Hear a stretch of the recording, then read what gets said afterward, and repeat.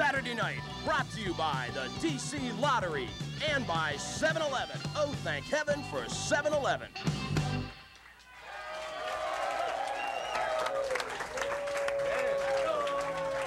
Welcome back.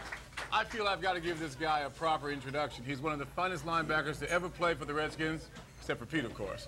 He's the leader of the team, which may take us to the Super Bowl. And you've heard of the Hogs? Well, he's the charter member of a group called the Bald Eagles. My friend, Mr. Rich Milot.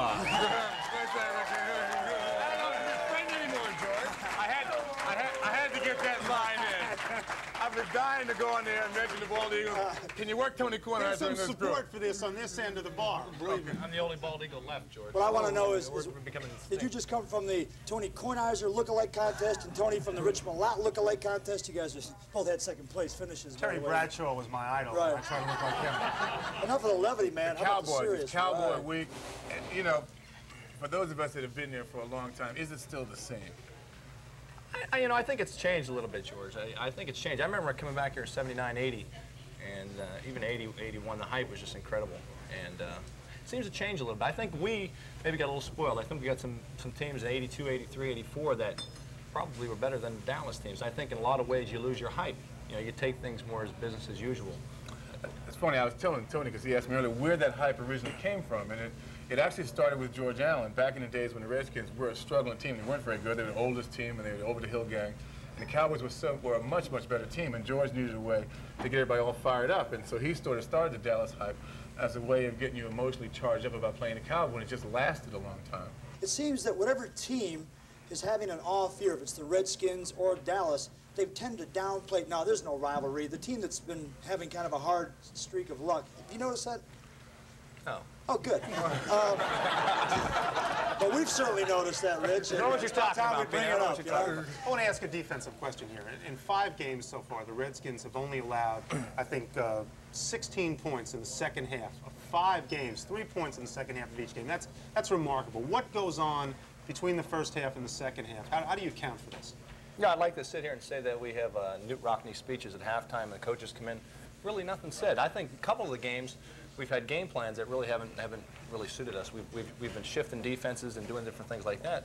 And we come back to just playing simple, playing what we call 4-3 jet, throwing a few coverages there. And I think we've been playing better basic.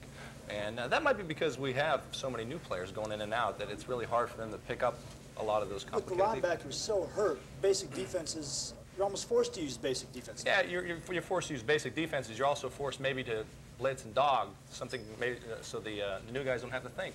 You know, you just send them on a dog and let them get to the quarterback, or send them on a run dog, and they know where they're going. And I think that's what you have to do when you've got new players. You've got to let them become aggressive. You can't have people sitting back being tentative. Remember how you felt as a rookie getting ready to play Dallas the night before? So here we are on the eve of the game. Are you still as tense? The eve of the game. Should be in Dallas today, huh? You might be late for your play, but we'll... Yeah.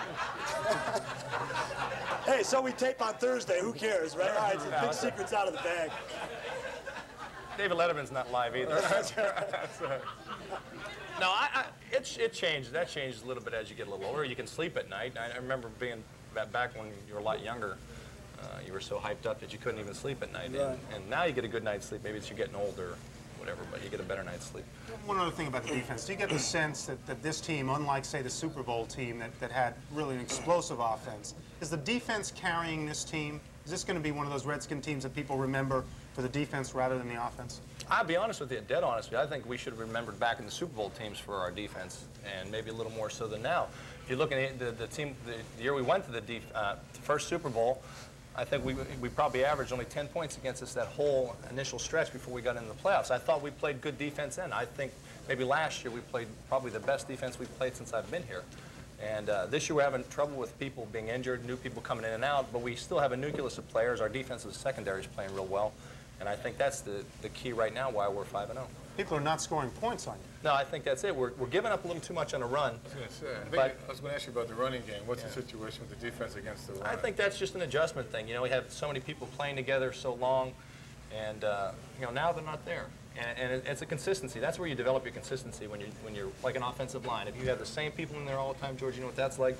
they'll play better if you have people being shuffled in and out. So the question that I have is, you have to be playing good defense on the stats here. You beat the Raiders by 4, San Diego by 3, Seattle 5, and New Orleans by 8. If you're not playing good defense, you wouldn't be undefeated right now. Yeah, you know what it is? No, it's like, I'll be honest with you, I don't think we're playing good defense, if I want to be. I think we're in some areas we're playing well, but again, I keep going back to that run defense, something we've been proud of for the last 3 years. We're not doing as well as we'd like to do. So I think it's a reason to be optimistic. When we start getting that down, I think you'll see something. Actually, the Redskins measure their success as a defense by how they play the run. It's sort of the epitome of the tough guy and how tough you are and rugged you are. What about the Cowboys tomorrow, though? What about the game? I mean, what do you think about them as an offense? I mean, with the additional Herschel, I'm sure everybody's asked you the same question all week, but we haven't, so tell us. No, that's the addition. You're thinking the thing we've been weak at, we have to stop. They've got 2 great running backs, even 3. I think Newsom's a great running back. In a lot of ways, he comes out of the backfield, catches the ball, and if you look at him, he gains 10 yards a clip when he's running the ball. So they've got 3 guys, and Levette, if he comes off the bench, they've got maybe 4 guys that could be take over the game running the ball. So that's what we've got to go into. We've got to shut their running game down, and we've got to run the ball against them.